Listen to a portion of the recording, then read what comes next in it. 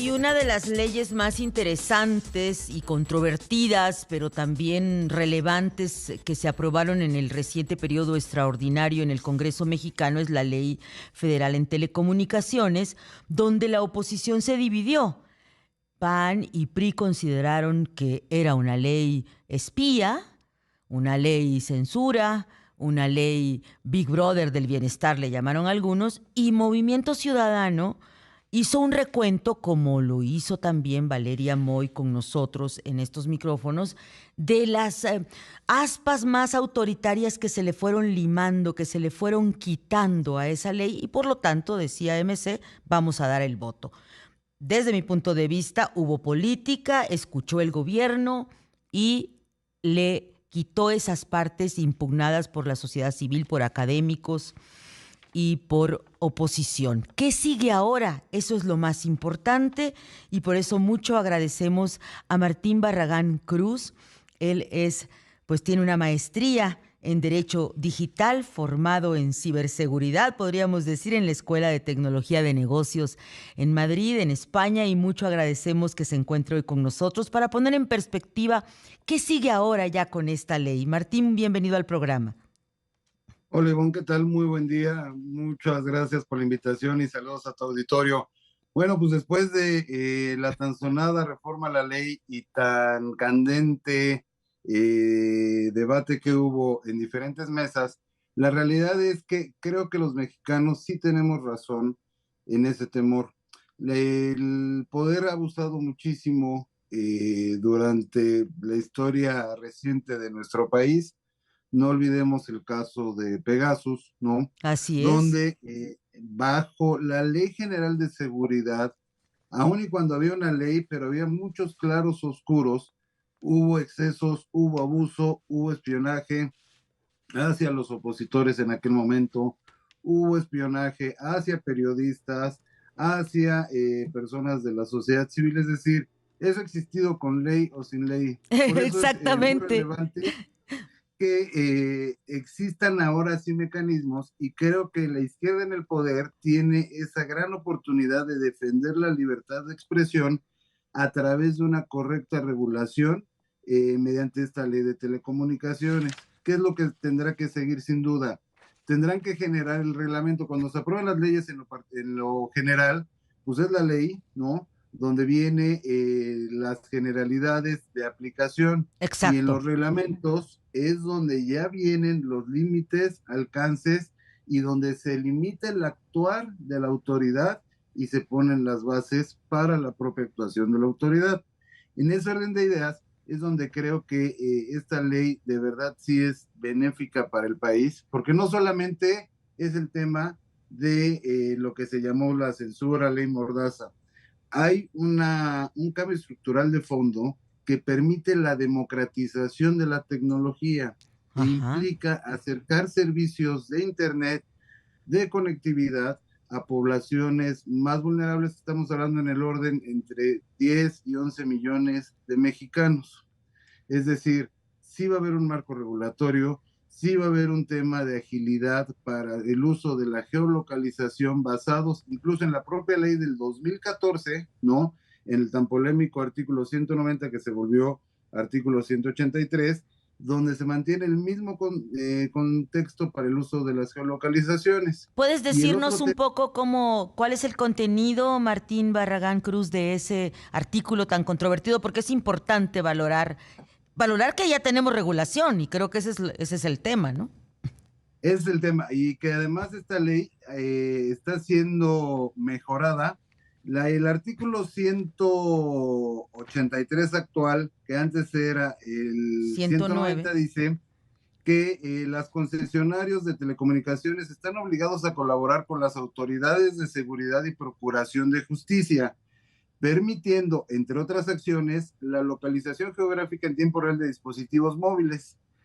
Voy a resumir y parafrasear. Esta obligación requiere mandamiento por escrito fundamentado y motivado, emitido por la autoridad competente y debe contar con un orden judicial conforme al artículo 16 constitucional. Entonces, realmente este artículo que se viene arrastrando desde la ley del 2014 no tuvo modificaciones, ¿no? Ok. y es donde pues se fue generando ese debate. Lo que sucedió que del 190 pues se escaló al 183. Ok. Sigue a través de un orden judicial, sigue a través de procesos normados y regulados el uso de esas geolocalizaciones. O sea que ahora lo importante, por lo que nos compartes en tus reflexiones, Martín Barragán, es que se hagan los ordenamientos, los reglamentos que pongan las normas sobre las cuales se va a aplicar esta ley. Porque tú Así hablas es. de eso, ¿no? Ahora, De un ordenamiento que necesitamos ahora, un reglamento. correcto. Ahí el gran reto que tiene la cuarta transformación a través de la Agencia de Transformación Digital dirigida por José Antonio Peña Merino será establecer esos límites y esa cuadratura que tendrán que tener el actuar de la autoridad en los diferentes órdenes de gobierno y en los diferentes órdenes de aplicabilidad de esa ley para asegurar que no existan excesos, para asegurar que no existan claros oscuros que puedan vulnerar los derechos fundamentales de la ciudadanía. Creo que esta es una oportunidad de oro que tiene la 4T para, en su caso, acreditar pues, la legitimidad de la generación de esta ley. Nos decía ayer el académico Ernesto Villanueva de la Universidad Iberoamericana, hablando del mismo tema, que él confiaba mucho en el gobierno, particularmente en la titular del Ejecutivo, en la honestidad de Claudia Sheinbaum, pero que también se hacía cargo de la historia de abuso de poder que tú nos estás compartiendo que ha tenido México. Y en ese sentido él advertía que un derecho, el derecho a la seguridad no puede estar por encima del derecho a la privacidad y al derecho a una Correcto. vida íntima. En ese sentido, desde tu punto de vista, Martín Barragán, ¿qué debería tener este reglamento? ¿Podríamos pensar en un consejo técnico ciudadano autónomo o cómo vigilar que esta aplicación pues no sea, el gobierno no sea juez y parte, ¿no? Creo que esta parte sí tiene que ser multidisciplinaria, intersectorial, tiene que incluir en la conversación y en el armado a organizaciones de la sociedad civil, a la academia, Muy a la bien. industria Ah, tecnológica, bueno. para entonces poder delimitar cuáles son esos supuestos. Por ejemplo, el hecho que se puedan eliminar publicaciones que son apología del delito o que fomentan la violencia o que ponen en riesgo la estabilidad social y la seguridad del país, eso creo que es el gran reto, ir calibrando. Sin duda, ninguna ley nace perfecta, y Claro, menos en el ámbito tecnológico. por La supuesto. tecnología avanza a 100 kilómetros por hora y la ley tiene que estar a ese nivel de velocidad para poder ser perfecta, cosa que siempre va a ser perfectible, ¿no? Pero sí sería importante esa participación multisectorial en la definición de ese reglamento.